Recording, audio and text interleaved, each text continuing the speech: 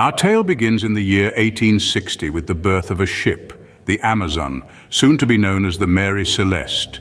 Born in the shipyards of Nova Scotia, Canada, this brigantine ship was a marvel of maritime engineering for her time. She was robust, resilient, and ready to brave the vast and unpredictable oceans. Over the course of 8 years, the Amazon would sail on numerous voyages, each one adding to her rich tapestry of maritime life. She faced the relentless waves, the merciless winds, and the unpredictable tempests of the sea, each journey testing her mettle and proving her worth. In 1868, after a series of ownership changes and a significant refurbishment, she was rechristened the Mary Celeste, a new name, a new identity, yet the same indomitable spirit, a spirit that would soon be tested in ways no one could have anticipated. With a change of name, little did anyone know the Mary Celeste was set to become one of the greatest maritime mysteries of all time. The fateful day was November 7th, 1872, when the Mary Celeste embarked on what would be her final voyage. She set sail from New York, her destination the sunny shores of Genoa, Italy. At her helm was Captain Benjamin Briggs, a seasoned seafarer known for his discipline and devotion to his family. Briggs wasn't alone on this voyage. Alongside him were his wife, Sarah, and their young daughter, Sophia. Family was a rarity on such journeys, but for Briggs it was a testament to his confidence in the journey ahead. The remainder of the crew, 7 men of various nationalities, were handpicked by Briggs himself, chosen for their skill and reliability. The Mary Celeste was no ordinary ship. Her cargo was equally unique, over 1,700 barrels of industrial alcohol. It was a volatile cargo, but under Briggs's careful watch, he believed it posed no threat to the safety of his ship or crew.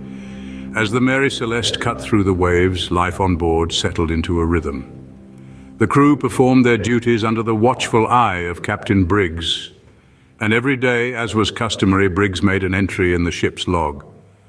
The last of these entries was made on November 25th, when the Mary Celeste was sailing through the Azores archipelago in the mid-Atlantic. The entry was unremarkable, detailing weather conditions and the ship's coordinates. There was no hint of trouble, no suggestion that anything was amiss. Then silence.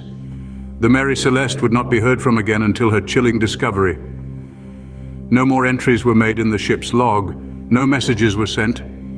It was as if the Mary Celeste and her crew had simply vanished into thin air. The final voyage of the Mary Celeste had become her greatest mystery. 10 days after the last log entry on December 5th, 1872, the crew of the DEI Grazia stumbled upon a ghostly sight. Floating in the vast expanse of the Atlantic, they saw the silhouette of a ship, eerily adrift and deserted. It was the Mary Celeste. The sight was as baffling as it was chilling. A ship without a crew, yet no signs of violence or piracy. It was as if the people aboard had simply vanished into thin air. As they boarded the ship, the crew of the DEI Grazia encountered an eerie calm. The Mary Celeste was in good condition, her sails partially set and her steering tied. The ship's cargo, over 1,700 barrels of alcohol, was intact.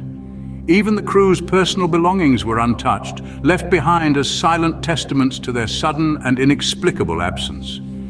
But perhaps most chilling of all was the ship's logbook. Its last entry, made on November 25th, gave no indication of trouble. It was as if the crew of the Mary Celeste had been swallowed by the sea, leaving behind nothing but a ghost ship.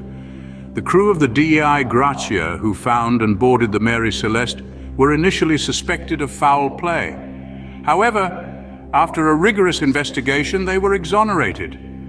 The court could find no evidence of a crime. There was no damage to the Mary Celeste, no signs of a struggle, no evidence of piracy. Everything was as it should be, except for the profound and unsettling absence of the crew. The Mary Celeste was found, but her crew had vanished. The stage was set for a mystery that continues to baffle us to this day. With the crew of the Mary Celeste missing and no signs of foul play, speculation ran wild. Theories arose from all corners, each one attempting to solve the enigma of the ghost ship. One such theory proposed a fire caused by alcohol vapors. The Mary Celeste was carrying over 1,000 barrels of industrial alcohol, a highly volatile cargo. Some suggest that a small fire ignited by the alcohol vapors might have panicked the crew into abandoning the ship. However, the absence of any fire damage aboard the vessel casts a shadow of doubt over this theory.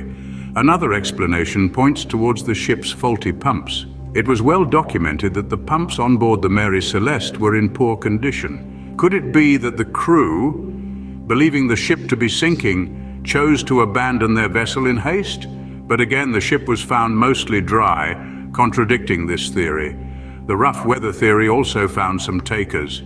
The last log entry of the Mary Celeste was recorded at the Azores, where the weather is known to be unpredictable and often severe. Could a sudden storm have swept the crew overboard? However, the ship's condition and the intact belongings of the crew suggest otherwise. Despite the numerous theories, none provide a conclusive answer. Each theory seems plausible, yet is contradicted by some piece of evidence or another. The lack of concrete evidence leaves us grappling in the dark, with more questions than answers. The fate of the Mary Celeste's crew remains unknown, their story lost to the depths of the sea, leaving behind a mystery that continues to captivate and confound.